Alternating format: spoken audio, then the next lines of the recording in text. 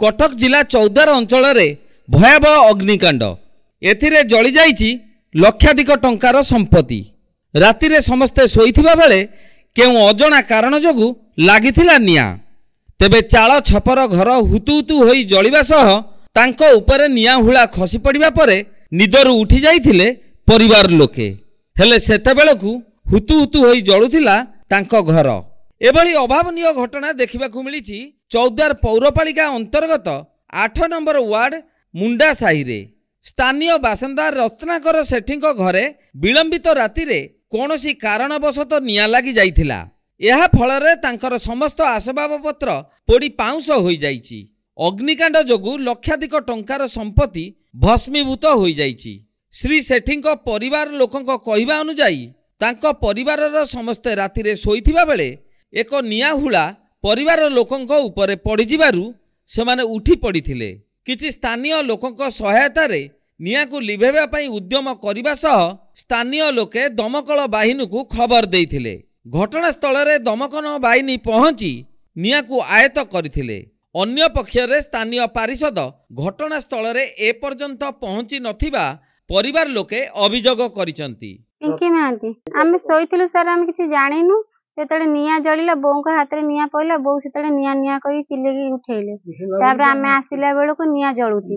तापर पदाको बाहरी के आमे निया निभेउ चेष्टा कलु। तापर सेतळे आम पाखरे साहाय्य मागिलाळु केही नाहांती। आमे एकेला बाप झियो मिसिकी निया घरे बाहर करी लिभौथिलु। आमे किछि जानिनु, आमे सोइथिलु केमती कोन लागिछि आमे किछि जानिनु। 12टा रे निया लागिछि नाही। मु सकाळु जांकी तांको खबर देला परे से मते कहले आ तमे जा मु बिसु को पठौची। विशु सारे एबिके आसी देखिकी गले। दमकल भाई को आमे फोन मारथिलु। बजार लोक को डाकी मो सहाय्य मागली। बजार लोक आसी सहाय्य करी दमकल भाई को फोन मारले। दमकल भाई आस्तेले से पानी फानी ढालिकी निया निभेकी जाइछंती। मो गरीब लोक, मोर किछि क्षतिपूरण हेछि, मोर किछि सहाय्य करले मो के अपगत मुंड खुंदिबे। रत्नाकर सेठी घर दुर्गा बाजार राति आज्ञा आम शोई जाइचु। देखला बेलू राति 12टा बेलू निया जलिला। जदि निया जलिला, बुढ़ी शोईला, ता हाथ पर जो नियाटा पईला, बुढ़ी अनेदेला घर जलुची। सबू आमको सब डकाडकी कला ना आम समस्त बाप मोर था घर भर।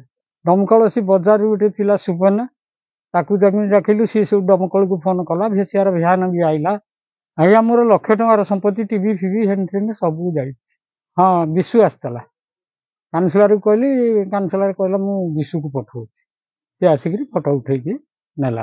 आपड़ चाहूनी मुझे साहय मत केमी प्रभु कले मुझे छुआ को लेकिन बाबू रही मोर ना आश्रा ना मोर कई ना।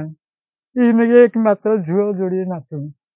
मोर आश्रा भरोसा कई ना बाबा केमी मु रही एति आपण को मिलती करुची बाबा। पुनश्च परिवार लोके स्थानीय प्रशासन जदि किछि क्षतिपूरण देई पारंता तेबे सेमाने उपकृत हेबे बोली गणमाध्यम रे प्रकाश करिसंती। Bureau report NTV।